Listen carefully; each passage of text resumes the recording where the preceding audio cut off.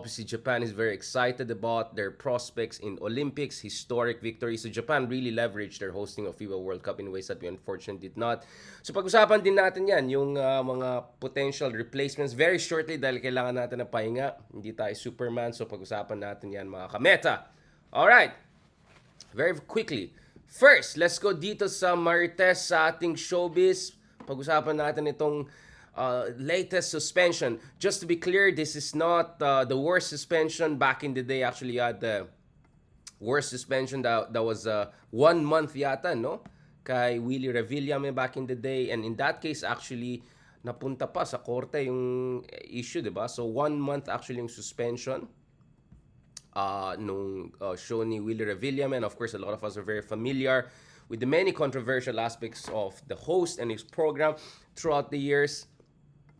So this is nothing new. So if you remember back in 2013, no?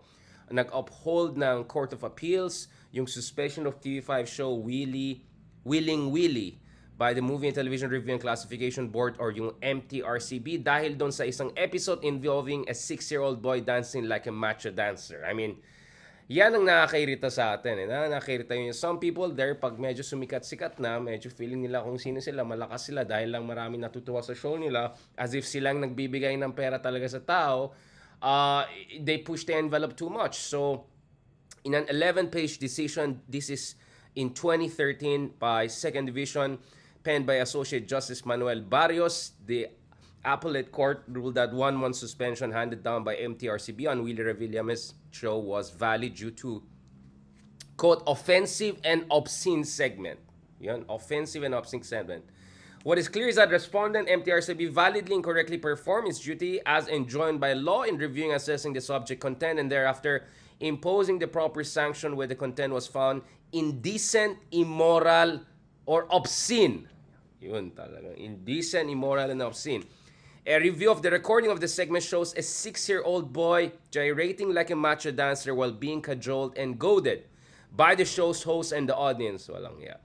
Is commonly perceived as transpiring only in nightclubs and other shadowy establishment. Okay, so yun yung sinabi ng Court of Appeals doon sa kanilang desisyon, no? So yun. Sorry about that. That was the context of the 1 month suspension of Willing Willie show back in the day. Now, punta naman tayo dito sa latest suspension na bumaba. Ito yung sa It's Showtime. Pag-usapan natin yan. Because there has been a lot of anticipation around this. Obviously, things are also quite different nowadays because there's a kind of a noontime show war. Ayan, pag-usapan natin yan, mga kameta. So, MTRCB indeed suspending Showtime for 12 days.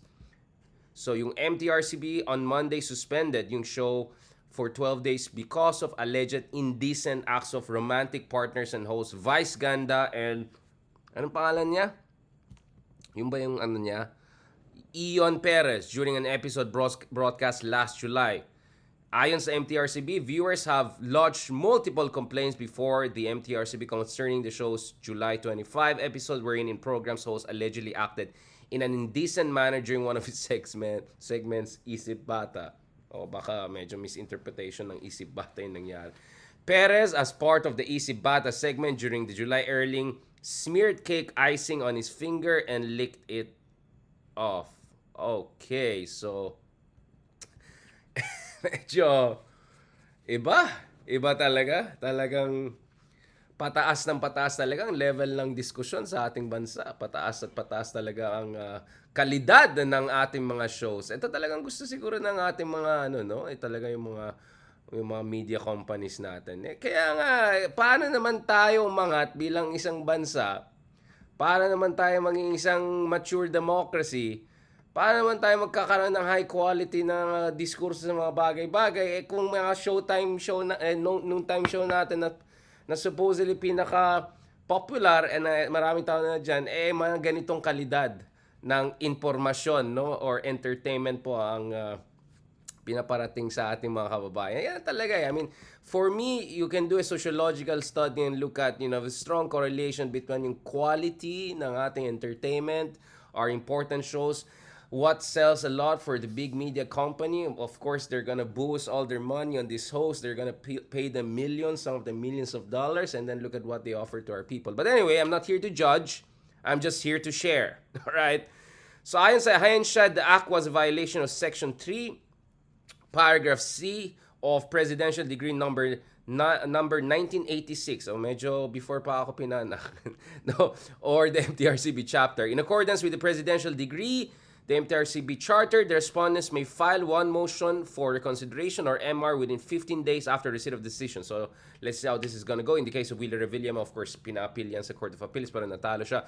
Should the board's decision be adverse to the respondent's MR, they may appeal to the Office of the President within 15 days from the receipt of the decision on the MR.